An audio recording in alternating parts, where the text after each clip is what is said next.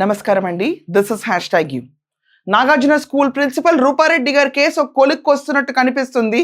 ఈరోజు రాజేందర్ రెడ్డి వాళ్ళ హస్బెండ్ ఎవరైతే ఫైనాన్స్ బిజినెస్ చేస్తున్నారో అలాగే రియల్ ఎస్టేట్ వ్యాపారంలో ఉన్నారో ఆయన ప్రతి ఒక్క బిజినెస్ లో రూపారెడ్డి గారి ఇన్వెస్ట్మెంట్ ఉందని సుస్పష్టంగా పోలీసులకు అర్థమైపోయింది. ప్రతి ఒక్క బ్యాంక్ ట్రాన్సాక్షన్ లో ఆయన వడ్డీలకు ఇచ్చే డబ్బులు అవనండి, ఆయన కొన్న చిన్న చిన్న బిట్ ఆఫ్ ల్యాండ్స్ అవనండి, ప్రతి ఒక్కటి రూపారెడ్డి గారు స్పాన్సర్ చేసినట్టే పోలీసులు కేటగారికల్ గా అర్థమైపోయింది. ఇది కాకుండా వాళ్ళ పిన్ని గారు ఇచ్చిన స్టేట్మెంట్ లో ఆవిడ ఫోన్ మాట్లాడుతున్నప్పుడు స్టాబింగ్ జరుగుతుంది, ఆవిడ అరిచి కేకలు పెట్టినా రాజేందర్ రెడ్డికి ఫోన్ చేసినా ఇసువెత్తు కూడా కదలలేదు. తర్వాత వాళ్ళ పిన్ని ఎన్నిసార్లు ఫోన్ చేసి రాజేందర్ రెడ్డి వెళ్ళమన్నా కూడా అతను వెళ్ళలేదు. ఆవిడ వెళ్దాం అనుకున్నా భయపడిందంట. హస్బెండ్ కి నోటీస్ కి తీసుకొచ్చినా కూడా హస్బెండ్ పట్టించుకోలేదు. 5:45 పిన్ని గారికి వాళ్ళ పిన్నికి అరుపులు కేకలు వినిపిస్తుంటే 12 నిమిషాల ఫోన్ కాల్ ఆవిడ అలాగే విని బాధపడి హస్బెండ్ కి ఫోన్ చేసినా కూడా పట్టించుకోలేదు. 6:55 దాకా వాళ్ళ పిన్ని గారు ఫోన్ చేశారంట. అతను ఫోన్లు ఎత్తడం కూడా మానేశాడు రాజేందర్ రెడ్డి. ఇక్కడ క్లియర్ గా గుర్తుపెట్టుకోవాలి, వాళ్ళ పిన్ని గారి వాంగ్మూలం కూడా వచ్చింది. వాళ్ళ పిన్నితో ఫోన్లో ఆవిడ మాట్లాడింది ఆర్థిక లావాదేవీల గురించి. ఆవిడ ఇబ్బంది పడుతుంది, ఇలా డబ్బులు తీసుకెళ్లిపోయి వ్యాపారాల్లో పెట్టి తనకి తిరిగి ఇవ్వాల్సిన సిచ్యువేషన్ వచ్చేటప్పటికి గొడవలు పడుతున్నాం, హస్బెండ్ అండ్ వైఫ్ ఇష్యూస్ గురించి ఆవిడ చెప్పింది.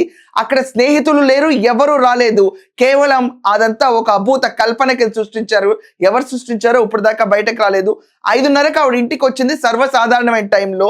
తిరిగి కొండమల్లెపల్లికి మాత్రం ఆ రోజు రాజేందర్ రెడ్డి రాలేదు. కానీ అక్కడ హత్య జరుగుతున్నప్పుడు ఇంటి చుట్టుపక్కల ప్రాంతాల్లోనే అతను ఉన్నాడు అన్న విషయం ఈ రోజు ధృవీకరిస్తున్నారు పోలీసులు.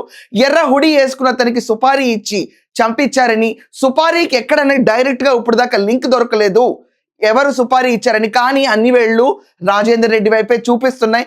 రాజేందర్ రెడ్డి హైదరాబాద్ లో లేడు, కొండమల్లిపల్లిలోనే ఇంటి దగ్గర ప్రాంతాల్లోనే తిరుగుతున్నాడు అని చెప్పి అతని సెల్ ఫోన్ టవర్స్ నుంచి ఐడెంటిఫై చేశారన్న వార్తలు విపరీతంగా స్ప్రెడ్ అవుతున్నాయి సోషల్ మీడియాలో.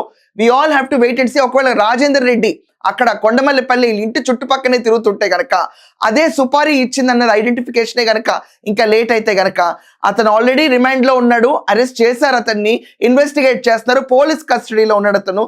సో మరికొద్ది సేపట్లో మనకి బ్రేకింగ్ న్యూస్ వస్తుంది. రాజేందర్ రెడ్డి విషయంలో మనం చూసుకుంటే గనక గుడ్డిగా భర్తని నమ్మి అతని బిజినెస్ కి అతని ఫ్యూచర్ కి ఇన్వెస్ట్ చేసిన వైఫ్ కి ఇది ఒక పెద్ద ఎదురు దెబ్బ. రూపారెడ్డి లాంటి ఎంతో మంది మహిళలు భర్తల్ని నమ్మి ఇన్వెస్ట్ చేస్తారు, కానీ ఎక్కడ ఇలాంటివి జరగలేదు. కొన్నిసార్లు నమ్మి మోసపోయి ప్రాణం పోవటం అంటే ఇలాంటి సిచ్యువేషన్సే. So I will bring you more further updates. Till then, that's it for now. Thank you.